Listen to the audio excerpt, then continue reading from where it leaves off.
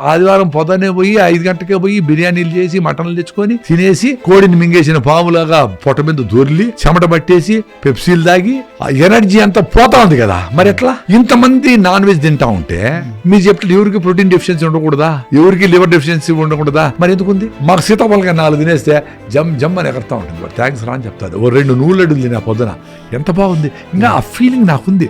అది ఎక్స్పీరియన్స్ కావాలా? ఒక 10-15 ఏళ్ళుగా కొత్త ఫ్రూట్స్ అన్ని చూసాను సార్. మనం అవకాడో అనేది ఒక ట్రెండింగ్ లో ఉందన్నమాట. జుకీని అంటారు, కీన్వా, ఇవన్నీ ఒక 10-20 ఏళ్ల ముందు లేవు.